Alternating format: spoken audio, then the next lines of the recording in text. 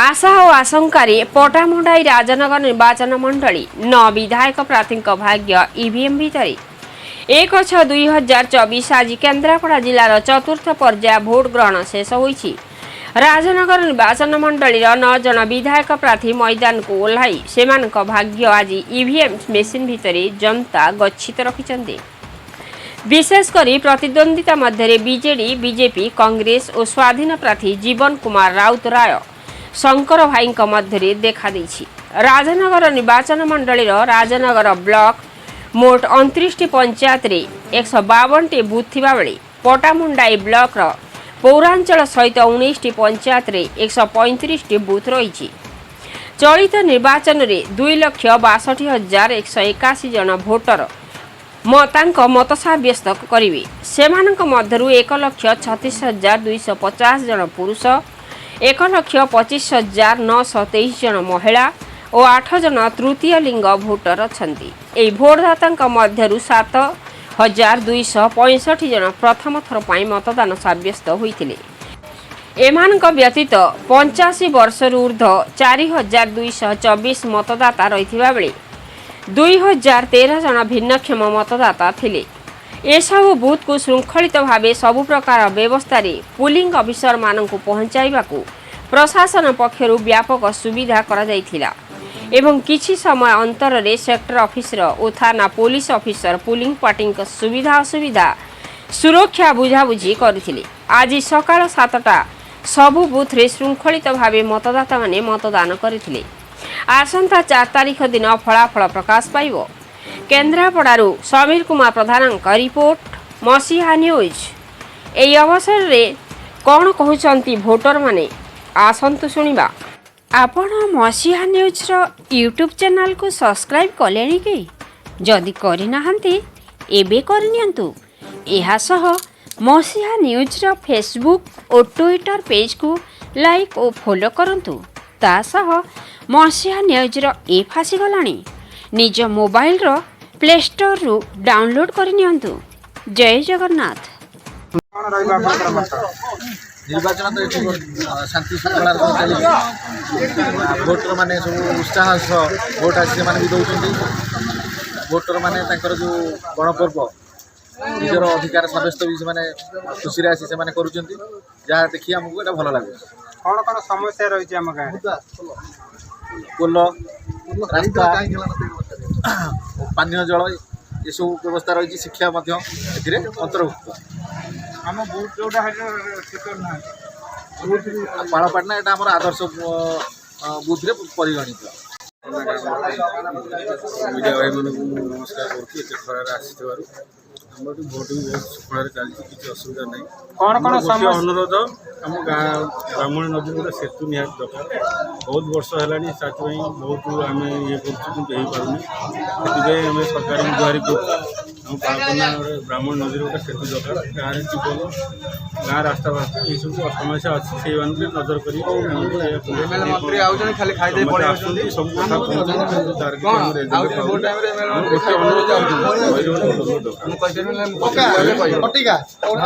आपण भोट दे केते खुशी आनंद अच्छा बहुत खुशी अच्छे भोट बहुत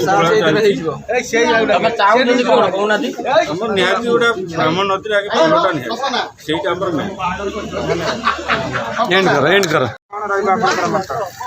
निर्वाचन तो शांति श्रृंखला चली भोटर माने सब उत्साह भोट आसी भी दौरान भोटर माने जो गणपर्व निजर अधिकार सब्यस्त भी खुशी आसी से जहाँ देखिए आमको ये भल लगे।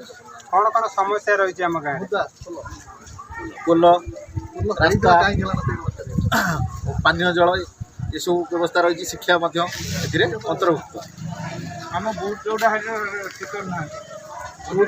पाड़पाटना यहाँ आम आदर्श बुथ रे परिगणित।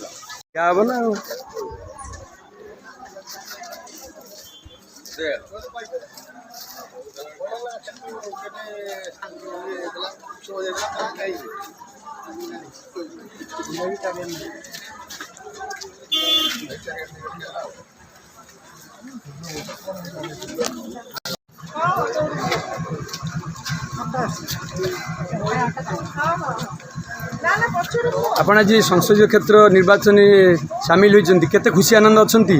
ବହୁତ ଖୁସି, ସେଇଥିପାଇଁ ତ ଭୁବନେଶ୍ୱର ଟିକେ ଆସିଛି ଭୋଟ ଦେବା, ମୋର ଅଧିକାର ଭୋଟ ଦେବା। ଆପଣଙ୍କ ଏ ଗାଁ ପାଇଁ କ'ଣ ମତାମତ ରହିବ, କେମିତି ଆପଣ ଅନୁଭବ କରୁଛନ୍ତି, କେତେ ସୁବିଧାରେ ଅଛନ୍ତି, କେତେ ଅସୁବିଧାରେ ଅଛନ୍ତି? ମୁଁ ତ ଏଠି ରହୁନି, କିନ୍ତୁ ମୋ ହଜବେଣ୍ଡ ଏ ଗାଁ ପାଇଁ ବହୁତ କିଛି ସାକ୍ରିଫାଇସ୍ କରିଛି। କ'ଣ ସମସ୍ୟା ରହିବ ଆପଣଙ୍କର, ଯାହା ଆପଣ ଅନୁଭବ କରୁଛନ୍ତି? ଏଠି ଆମର ପୋଲ ନାହିଁ, ବହୁତ ଅସୁବିଧା ହେଉଛି। ଲୋକମାନେ ଯିବା ଆସିବା କରିବା ପାଇଁ ତାଙ୍କର ଗାଡ଼ିର ସୁବିଧା ନାହିଁ, ଡାଇରେକ୍ଟ ଯିବା ଆସିବା କରିପାରୁନାହାନ୍ତି ସେମାନେ। ଆଉ ଗୋଟେ ପୋଲର ନିହାତି ଦରକାର ଏଠି। ଭୋଟ ନେଲେ ହେବନି, କାମ ବି କରିବାକୁ ପଡ଼ିବ।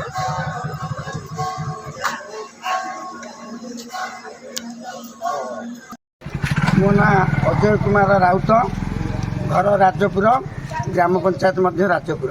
ସାଧାରଣ ନିର୍ବାଚନ 2024 ଉପଲକ୍ଷେ କ'ଣ ମତ ଦେବେ ଆପଣଙ୍କର? 2024ରେ ଓଡ଼ିଶାରେ ଯେଉଁ ପ୍ରକାର ପ୍ରଗତି ହୋଇଛି ସେଇ ହିସାବରେ କାର୍ଯ୍ୟକ୍ରମ ଚାଲୁଛି। ଆଉ ଆପଣଙ୍କ ବୁଥ୍ ନମ୍ବର ବା ବୁଥ୍ରେ ସାଧାରଣ ନିର୍ବାଚନ ଶାନ୍ତି ଶୃଙ୍ଖଳାର ସହିତ ଚାଲିଛି? ବହୁତ ଶାନ୍ତି ଶୃଙ୍ଖଳାରେ 103 ବୁଥରେ ଚାଲିଛି, କୌଣସି ଅସୁବିଧା ନାହିଁ। ଭୋଟରମାନଙ୍କ ପାଇଁ କ'ଣ କ'ଣ ସୁବିଧା କରାଯାଇଛି? ଭୋଟରମାନଙ୍କ ପାଇଁ ଜଳଦାନର ବ୍ୟବସ୍ଥା କରାଯାଇଛି, ଆଉ ଛାଇରେ କେମିତି ବସିବେ ତା ପାଇଁ ବ୍ୟବସ୍ଥା କରାଯାଇଛି। ଆଉ ଶୃଙ୍ଖଳିତ ସହିତ ଯେଉଁ ଭୋଟରମାନେ ଆସି ଭୋଟ ଦେଉଛନ୍ତି, ଗାଁର ଗ୍ରାମବାସୀ ମଧ୍ୟରେ ଯେଉଁ ଯୁବକ ଭାଇମାନେ ଅଛନ୍ତି ଶୃଙ୍ଖଳିତ ସହିତ କାର୍ଯ୍ୟ କରୁଛନ୍ତି। ଧନ୍ୟବାଦ। ଆପଣ ପରିଚୟ ଟିକେ ଦେବେ। ଆଜିର ଯେଉଁ ସାଧାରଣ ନିର୍ବାଚନ 2024 ଅବସରରେ କ'ଣ ମତ ରଖିବେ ଆପଣଙ୍କର? ବହୁତ ଶାନ୍ତି ଶୃଙ୍ଖଳାର ସହିତ ଆମ ବୁଥରେ ଲୋକ ଆସିକି ଭୋଟ ଦେଉଛନ୍ତି, ବହୁତ ଉତ୍ସାହର ସହିତ ଆସି ଭୋଟରଙ୍କ ପାଇଁ କ'ଣ କ'ଣ ବ୍ୟବସ୍ଥା କରାଯାଇଛି ବୁଥରେ? ପାଣିର ବ୍ୟବସ୍ଥା ହେଇଛି, ଆଉ ସବୁ କିଛି ଚାଲିଛି। ଆଉ ପରିଚୟ ଟିକେ ଦେବେ। ବୈକୁଣ୍ଠ ବାରିକ। ସାଧାରଣ ନିର୍ବାଚନ 2024 ଅବସରରେ କ'ଣ ମତ ରଖିବେ ଆପଣଙ୍କର? ଆଜିର ନିର୍ବାଚନ ଚାଲିଛି, ତ ଆମ କେନ୍ଦ୍ରାପଡ଼ା ଜିତି, ତ ଏଠି 3ଟା ବୁଥ୍ ହେଇଛି, 99, 100, 101। ଆଉ ଏଇ 3ଟା ବୁଥ୍ରେ ମାନେ ଆମର ଭୋଟରମାନେ ଶୃଙ୍ଖଳାର ସହିତ ଭୋଟ ବି ଦେଉଛନ୍ତି। ଆଉ ଏଥିରୁ କିଛି ବି ସମସ୍ୟା ନାହିଁ, ପୁରା ଶାନ୍ତି ଶୃଙ୍ଖଳାରେ ଭୋଟ ଚାଲିଛି। ଧନ୍ୟବାଦ। ପରିଚୟ ଟିକେ ଦେବେ। ମୁଁ ସେଇଟା ପୂର୍ବତନ ଭାଇସ୍ ଚେୟାରମାନଙ୍କର ପ୍ରତିନିଧିତ୍ୱ କରୁଥିବା ତାଙ୍କ ସ୍ୱାମୀ ମୁଁ ମିଷ୍ଟର ପ୍ରଶାନ୍ତ କୁମାର ମାଝୀ। ସାଧାରଣ ନିର୍ବାଚନ ପାଇଁ କ'ଣ ମତ ରଖିବେ ଆପଣଙ୍କର? ଆଉ ମତ ଆମର ଏଠି କେଳାଡ଼ ପଞ୍ଚାୟତ ଯାହା ଜାଣି ହେଉଛି, ମାନେ ଆମର ଯେଉଁମାନେ ମୋଦିଜୀଙ୍କୁ ସପୋର୍ଟ କରୁଛନ୍ତି, ଯିଏ ରାମଚନ୍ଦ୍ରକୁ ଆଣିଥିଲେ ଅଯୋଧ୍ୟା, ତାଙ୍କ ପାଇଁ ଜନମତ ଏଠି ବିପୁଳ ମାତ୍ରାରେ କେଳାଡ଼ ପଞ୍ଚାୟତରେ ଦେଖାଯାଉଛି।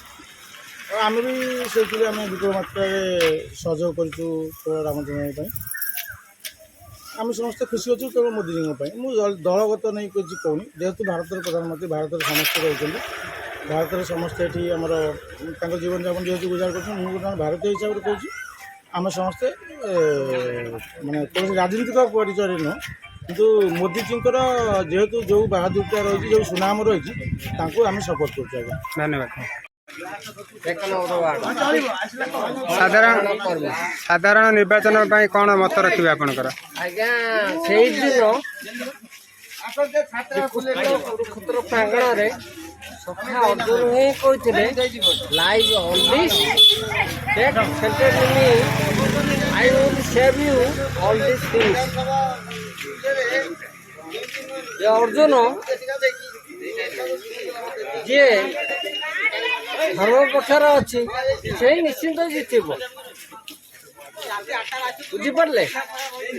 ଏତିକି କହି ମୁଁ ବକ୍ତବ୍ୟ ଶେଷ କରୁଛି। ଆପଣ ନୂଆ ଭୋଟର, ଭୋଟ ଦେଇ ଆପଣ କେତେ ଖୁସି ଅଛନ୍ତି?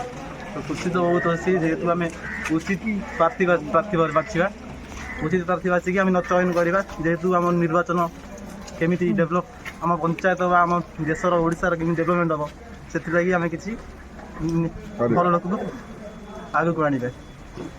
ଧନ୍ୟବାଦ।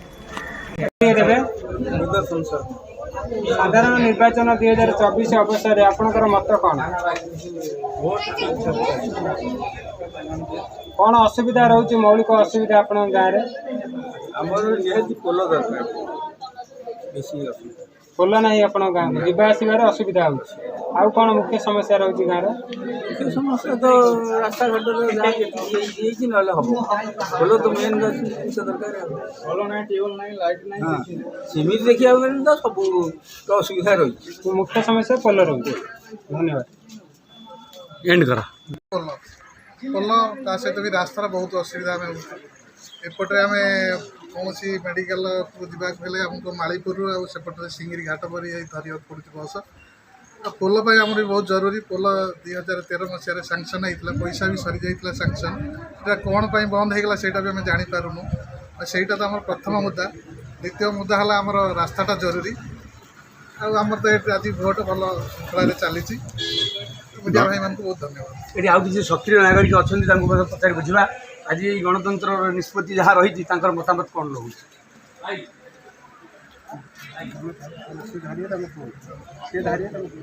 2024 ମସିହା ଗଣତନ୍ତ୍ର ରାଷ୍ଟ୍ରର ଜାତୀୟ ପର୍ବ।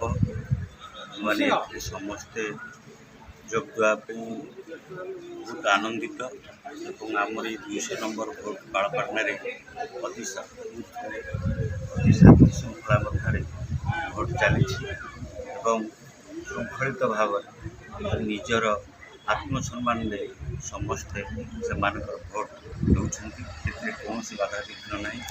ସମସ୍ତେ ସ୍ୱାଧୀନ ଭାବରେ ସେମାନଙ୍କର ମତ ଆଜି 200 ନମ୍ବର ସରକାରଙ୍କ କାର୍ଯ୍ୟକ୍ରମ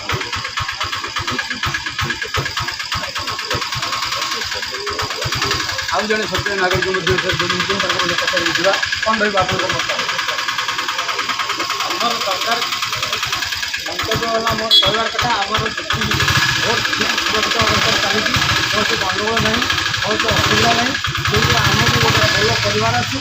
ଆଉ ଯେଉଁ ଭିତରୁ ଅଛି ଏଠି ଯେଉଁ ପ୍ରତିବାଦ କରୁଛନ୍ତି ବିରୋଧୀମାନେ, ଯେଉଁ ଆମର ମୁଖ୍ୟମନ୍ତ୍ରୀ ନବୀନ ପଟ୍ଟନାୟକ ଆଜି 25 ବର୍ଷ ଶାସନ କରିଆସୁଛି, ଯେଉଁ ତାଙ୍କର ଦେଉଛନ୍ତି ମନ୍ତବ୍ୟ ଏଗୁଡ଼ା ସବୁ ନିନ୍ଦନୀୟ।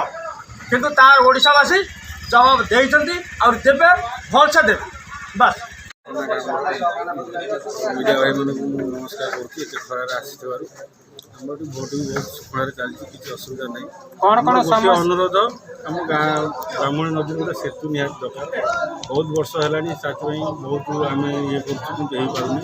ସେଥିପାଇଁ ଆମେ ସରକାରଙ୍କୁ ଗୁହାରି କରୁଛୁ ଆମ ପାଳପନାରେ ବ୍ରାହ୍ମଣୀ ନଦୀରେ ଗୋଟେ ସେତୁ ଦରକାର। ଗାଁରେ ଟ୍ୟୁବଲ୍, ଗାଁ ରାସ୍ତାଘାଟ ଏଇସବୁ ସମସ୍ୟା ଅଛି, ସେଇମାନଙ୍କୁ ନଜର କରି ମନ୍ତ୍ରୀ ଆସୁଛନ୍ତି, ଖାଲି ଖାଇଦେଇ ପଳେଇ ଆସୁଛନ୍ତି, ସବୁ କଥା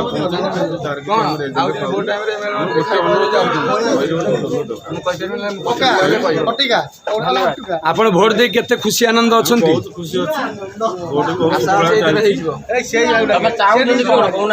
ଆମର ନିହାତି ଗୋଟେ ବ୍ରାହ୍ମଣ ନଦୀରେ ଆଗେ ପୋଲଟା ନିହାତି, ସେଇଟା ଆମର ନାହିଁ। ଏଣ୍ଡ କର।